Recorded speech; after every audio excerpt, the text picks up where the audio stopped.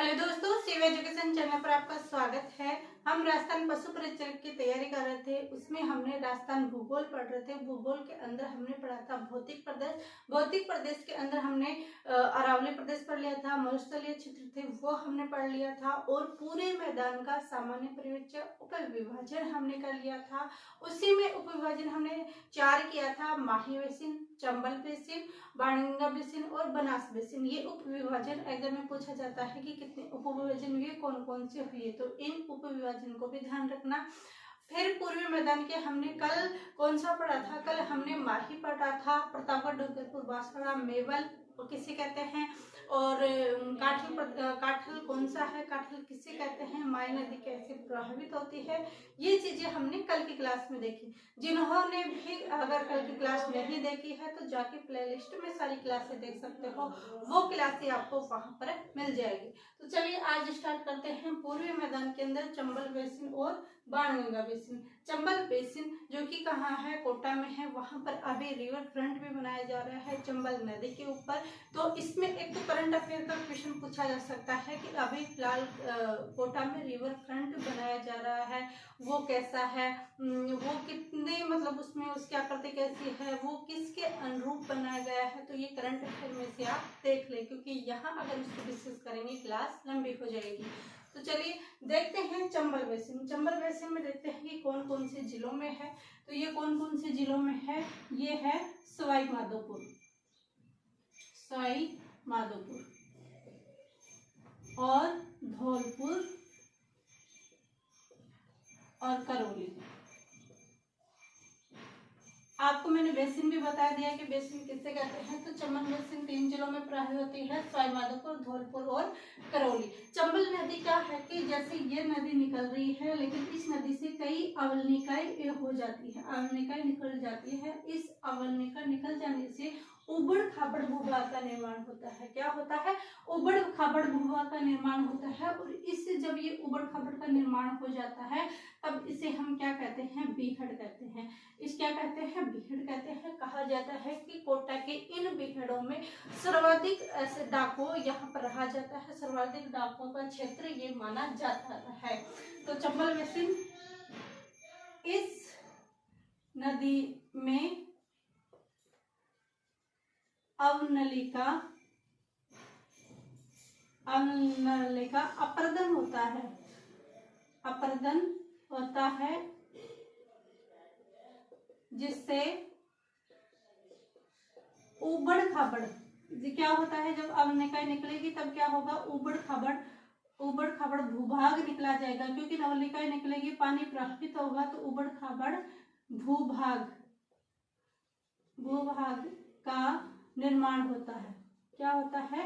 निर्माण होता है। और अवनिकाएं निकलेगी, इस अवनिका निकलने के बाद उबड़ खाबड़ यहीं कहीं ऊंचा रह जाएगा, जिधर से पानी गया है वहां पर नीचे हो जाएगी। इस उबड़ खाबड़ भूभाग को हम क्या कहा जाता है? इस उबड़ खाबड़ भाग को हम क्या कहते हैं? बीहड़ कहते हैं। क्या कहते हैं? बीहड़ कहते हैं। क्वेश्चन यहाँ से पुटअप हो सकता है कि बीहड़ किसे कहते हैं, सर्वाधिक बीहड़ कहाँ बनते हैं, सर्वाधिक परसेंट बीहड़ कहाँ पर बनते हैं, तो ध्यान रखना। फिर है सर्वाधिक डांग बीहड़ क्षेत्र, प्रतिशत पूछा है। इसके अंदर ध्यान रखना, क्वेश्चन अच्छे से पढ़ना है। हमें प्रतिशत कहाँ आ जाएगा? धौलपुर में।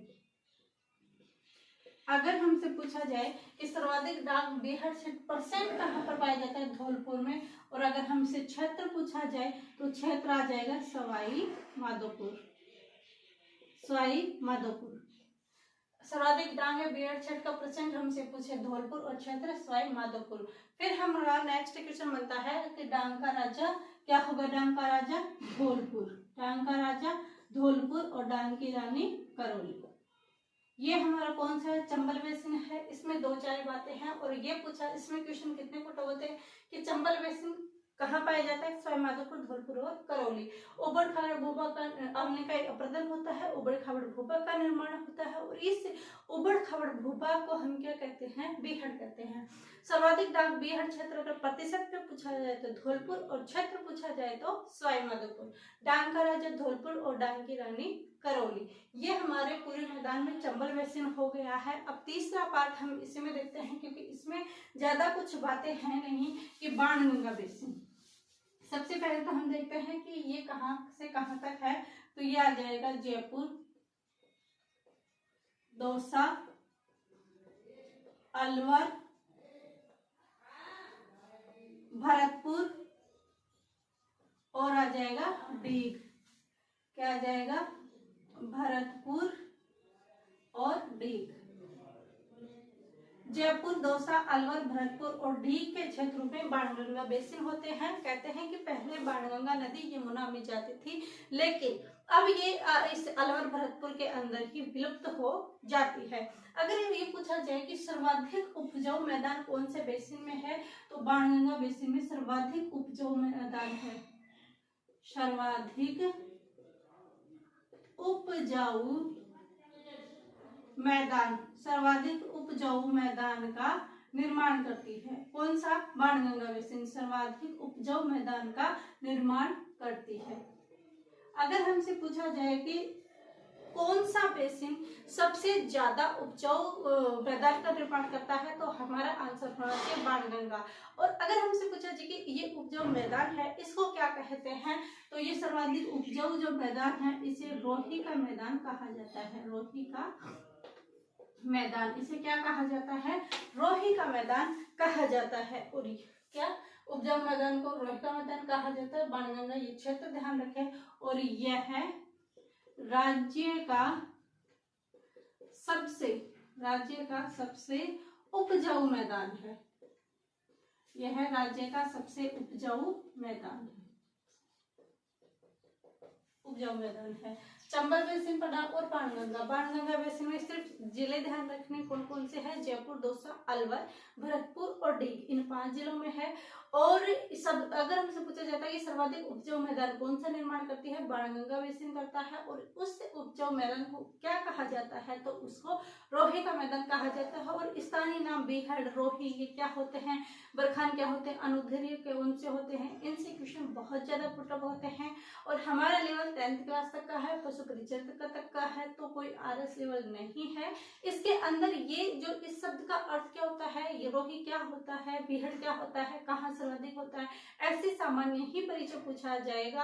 अगर आपको विश्वास नहीं हो तो आप पिछले LDC के, हाई कोर्ट के और पटवारी के ये क्वेश्चन पेपर उठा कर देखें कितने इजी तरीके से क्वेश्चन पूछा गया है। इसलिए ज्यादा भावुक और ज्यादा परेशान होने की कोई आवश्यकता नहीं है।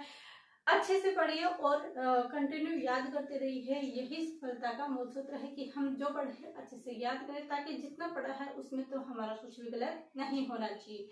ये क्लास हमारी आज यहीं पर कंप्लीट होती है। यह वीडियो आपको कैसा लगा कमेंट करके जरूर बताएं। वीडियो को लाइक शेयर एंड सब्सक्राइब कीजिएगा। आप सभी का धन्यवाद। Thank you.